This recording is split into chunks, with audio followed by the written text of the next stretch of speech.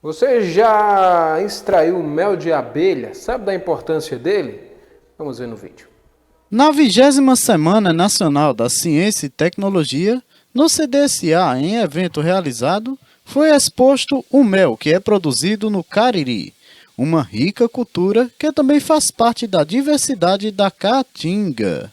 Aqui a gente tem o pessoal de Cordeiro, né, meninas, com os produtos do mel, fazendo degustação aqui. E as nossas abelhas, querem falar alguma coisa? Vamos fazer a degustação aqui do mel também, né?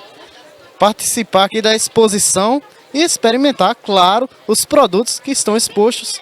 Aqui o mel é mel Mel de Apis, produzido Apis. pelos cordeiros. Mel de Apis. Vamos provar aqui o mel, né?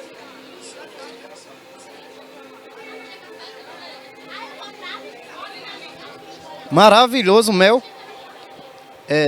Cultura aqui também da região do Cariri.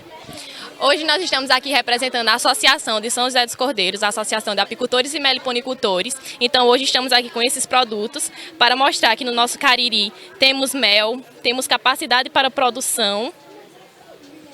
Quais os produtos aqui específicos? Temos o mel no favo, que o pessoal gosta muito e procura muito. Temos a trufa com mel e temos o mel também.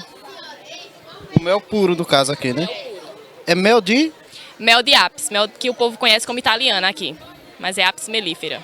E o principal responsável pela produção do mel é, claro, a abelha. Tem a abelha de italiano, onde a gente mostrou, né? Onde alguns lugares aqui do Cariri, como São José dos Cordeiros, fabrica lá o mel, né? Tem toda a industrialização também. Como também tem aqui outra espécie de abelha, outro tipo de mel também. Isso, a abelha que nós conhecemos, que ela é conhecida como italiana, né, africana, ela é uma abelha exótica, ela não é do Brasil. Ela foi introduzida desde 1850, né, pelos padres jesuítas, que eles queriam produção de velas, e essas abelhas se adaptaram muito bem nos nossos biomas, né. Depois foi trazido uma segunda abelha da região da África, a abelha africana. E nessa segunda espécie de abelha que foi trazida para o Brasil, a intenção dela era fazer um processo de melhoramento genético, né? Porque a abelha africana ela tem um potencial muito grande, defensivo, de produção e resistência à doença. Só que acontece que não existe cerca para abelhas, né? Então, a partir do momento que elas chegam na natureza, elas começam a se reproduzir. Então, hoje no Brasil, a gente nem tem uma abelha africana e nem tem uma abelha europeia. Hoje a nomenclatura correta é a abelha africanizada, porque elas se... vou dar um corte, né? Porque, como é que eu posso dizer? Elas se... Não precisa de pressa não, pode parar, pensar, não tem problema não. Isso. Hoje a nomenclatura correta é a abelha africanizada, porque elas se reproduziram no meio ambiente, né? Então hoje do sul ao norte do país, né, nós temos as abelhas africanizadas que elas conseguem se adaptar, né, aos mais variados climas. Mas antes mesmo da Apis mellifera entrar no nosso bioma, nós existiam nossas abelhinhas brasileiras, que são as abelhinhas sem ferrão, né. Aqui nós temos 3 espécies, né. Elas são chamadas de abelhas sem ferrão, mas na verdade elas têm ferrão, né? Só que aí, como elas não têm o veneno, a toxina, e nem utilizam esse ferrão como mecanismo de defesa, a gente faz essa nomenclatura de abelha sem ferrão. Mas na verdade, o nome correto científico são melíponas. Então aqui nós temos 3 exemplos, né? Essa aqui é uma trigona chamada canudo, né? É uma abelhinha que é do nosso bioma, é uma abelhinha que é da Caatinga, né? Então ela tem uma arquitetura do ninho um pouco diferenciado do que é a Apis mellifera, né? Então na sua estrutura ela constrói discos de cria no centro da colmeia, né? E aí ela termina por fazer potinhos onde elas guardam, né, tanto o pólen quanto o mel que é utilizado no período da entre-safra, né? Porque a abelha ela não produz o mel para a gente, ela produz o mel no período da entre-safra. Então, a figura do meliponicultor, quando ele comercializa o mel, ele tem que fazer uma alimentação artificial dessas abelhas, que é uma coisa muito simples, né? Pode ser feita com uma garapinha de água com açúcar, né?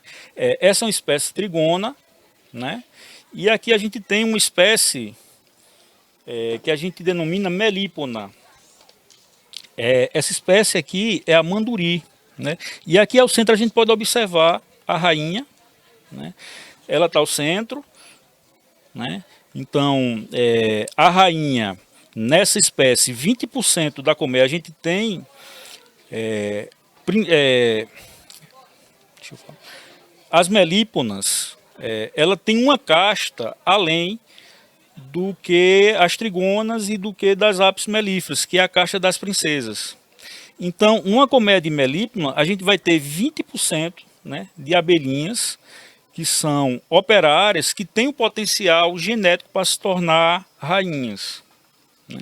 Então, a arquitetura do ninho, da mesma forma, né, elas constroem os potinhos de mel, os potinhos de pólen, né?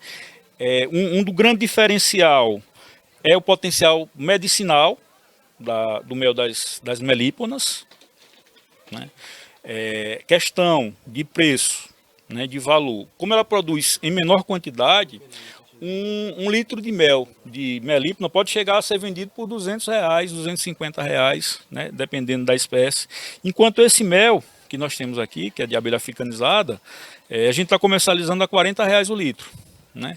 E existe uma outra potencialidade, que é justamente o processo de poder dividir as famílias, né? Eu posso pegar uma família dessa de manduri e posso transformar em duas e posso comercializá-la. Aí o meliponicultor, né, ele chega a vender a 250, 300, até R$500, conforme a espécie, né? Então esse aqui é o trabalho com a meliponicultura. Já na natureza, a gente vai encontrar dessa forma aqui, como está no cupinzeiro, né, que é um cupizeiro, né? Essa abelha é a cupira, ela também é uma trigona, né, da mesma forma da que a gente viu lá, né? E aí ela utiliza os ocos dos cupinzeiros, né? A cupira tem um mel altamente medicinal, é um mel que é muito valorizado, né? Muitas das vezes o meliponicultor que ele tem esse mel em casa, ele praticamente não vende, ele chega a não vender para utilizar como remédio, né? Mel de cupira, hein? Quem já experimentou aí sabe o sabor que tem esse mel. É bom demais, viu?